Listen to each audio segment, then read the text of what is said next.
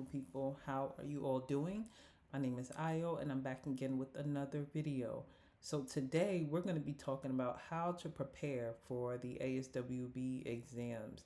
So I've gotten some questions and emails about that. People asking, where do we start? What's it called? What materials would you use or should you use, and that kind of stuff. So today we're just going to talk about it, give some tips, things I would suggest if people are studying for their exam, and that's really it. So like I was saying on my other videos, if I talk too fast, please just reduce the speed. YouTube has the settings where you can reduce the speed, so that way it is going at the speed that feels comfortable for you. Let's get right into it. So the first thing, when it comes to this exam, I highly recommend every single person read the ASWB guidebook. It's free. The link is right there. I also put the link in the description box for you all, but definitely go through the guidebook. In the guidebook, there's a part that has content outline.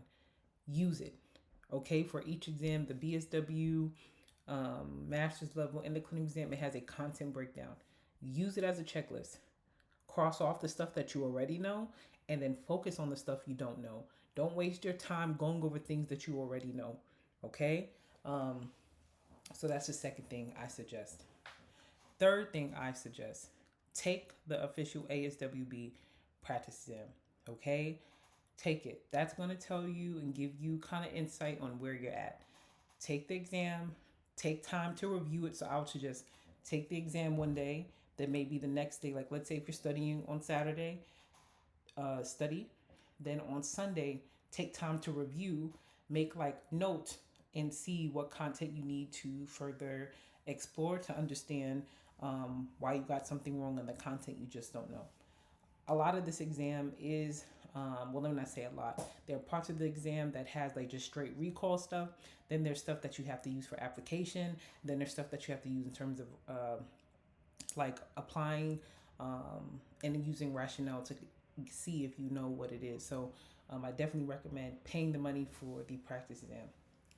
Next thing, it is very important for you to know how you learn. A lot of people don't know how they learn. You need to take time to see, am I a person that if I see visuals, that works for me? Most people cannot passively learn. Passively learn looks like just reading a book or even just listening to content. I would say if you're going to listen to content, also have some type of like the words, like the book or whatever it is that you were listening to, have it there as well. So it's like dual stimulation.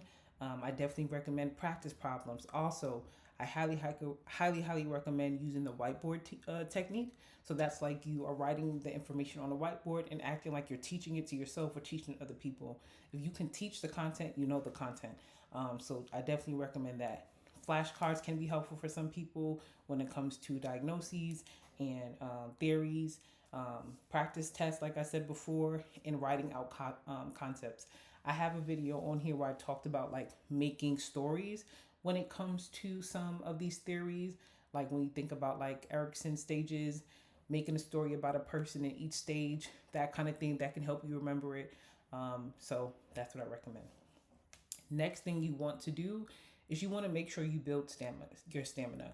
This exam is 4 hours. I know that with the new test, the test is there's a mandatory 10-minute break, but it's still a 4-hour exam. So you just want to take and stimulate the exam the same way you would take the exam. So do it in a quiet place. Don't cheat. Don't take the practice exam and then start Googling questions on the side because you're like, oh, I don't know this. Let me just look this up right now. No, if you don't know the content, you don't know the content. That's fine. That's why you're doing a practice test. And when you're done taking the practice test, you'll go over it and make sure you know the content. Next thing, when you are looking over these practice questions and your practice tests, make sure you are focusing on why the answer is correct, understanding the rationale. You want to ask yourself, what domain is this testing? What is this, the first, next, best kind of question? Why are the answers that are wrong? You don't want to memorize. Yes, there are definitely things on the exam that you memorize, like theories and diagnoses and things like that. But there's a lot of what are you going to do? How are you applying these principles when it comes to the question. Next thing you want to focus on is like ethics and like the next best logic. So you want to make sure that you know, when do we refer out, when do we continue treatment, when do we have a duty to warn versus confidentiality, understanding boundaries, informed consent, dual relationships. Those are the things you want to make sure you know. If you see a question and someone is suicidal and they don't, or they're telling you you're not going to see me next session, you need to know what you do. You know, if a person is at high risk and they are not trying to commit to live, you need to know what to do.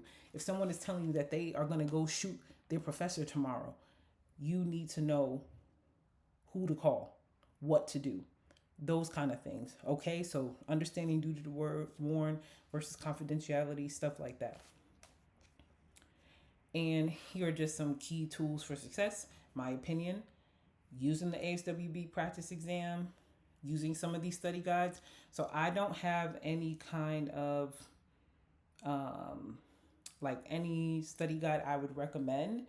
I would say that when you're using any of these study guides, understand that they are not going to, the questions are not going to be like the test.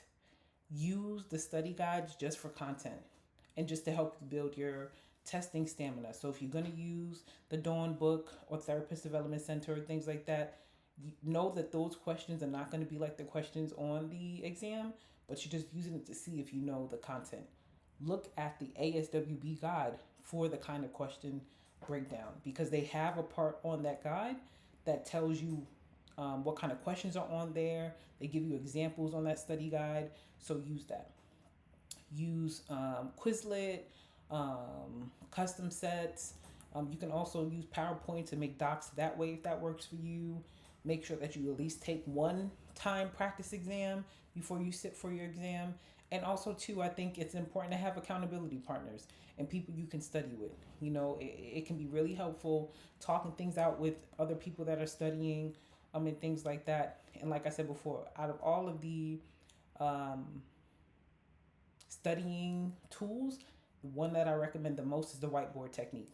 I love that. I think that it really does make you see what you know and what you don't know. And if you can explain a concept or theory to a friend, then you know the concept and theory.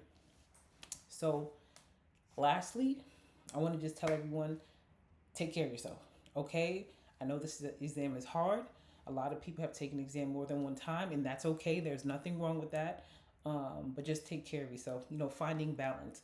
You know, a lot of people are full-time. They work full-time. They have lives, families, things like that, other responsibilities. So it can be really hard to take time to study, but you got this. You know, come up with a schedule. Make sure you hold yourself accountable to that schedule. Having external accountability can be helpful, and finding time for balance. You know, make sure you're taking care of yourself, making sure you're resting, drinking your water, moving your body, engaging in pleasant activities outside of studying. But you got this. If anyone has any questions or things like that, you can leave a comment. But I wanted to just wish everyone the best of luck. Also, I put on my community tab, I plan to have a free study group sometime soon. I really appreciate all the support that I'm getting on my channel. And I hope you all have been finding these videos and this content helpful. But I wish you all the best and good luck studying. I'll see you all real soon. Bye-bye.